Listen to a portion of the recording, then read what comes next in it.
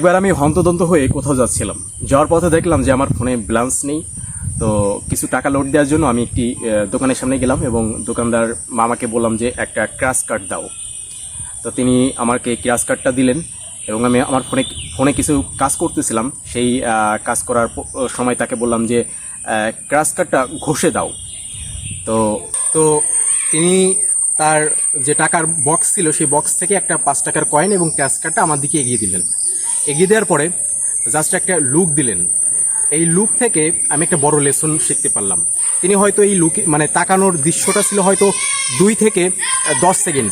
তো এই 2 থেকে 10 সেকেন্ডের মধ্যে আমি একটা বিষয় শিখলাম, তা হচ্ছে যে আমি তাকে জোর করতে পারি না, তাকে আদেশ দিতে পারি না। এবং তিনি ওই যে তাকানোর দৃশ্যটা, ওই দৃশ্যটার মাধ্যমে বুঝিয়ে দিলেন যে ভাই, আমার অনেক কাজ আছে, আমার কাজ হলো বেচা কেনা করা এবং আমার এই কাজ ছাড়া আমি অন্য কোনো কাজ করতে পারি না।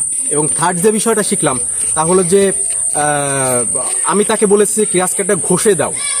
আমি যদি বলতাম যে ক্র্যাশ কার্ডটা ঘষে দেন, এটাও হতো। তো এই 3টা জিনিস আমি শিখলাম।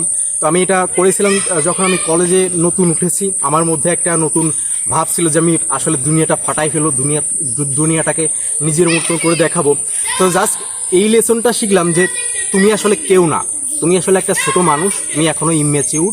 তো তুমি আসলে এভাবে ডিমান্ড করতে পারো না। তো তিনি আমাকে একটা ট্রিট দিলেন, একটা শিক্ষা দিলেন যে তুমি আগে অন্যকে রেসপেক্ট করতে শেখো, অন্যকে সম্মান জানাতে শেখো। তো জাস্ট এইটা শিখলাম যে 2 থেকে 10 সেকেন্ডের মাধ্যমে। তিনি কোনো কথাও বলেনি এবং ওই লোকটা ছিল আসলে 35 বছর বয়সে। তো এই ছোট্ট একটা লেসন আমি ওই কলেজ লাইফে শিখেছিলাম। সবাইকে ধন্যবাদ অ্যান্ড থ্যাঙ্কস ফর ওয়াচিং।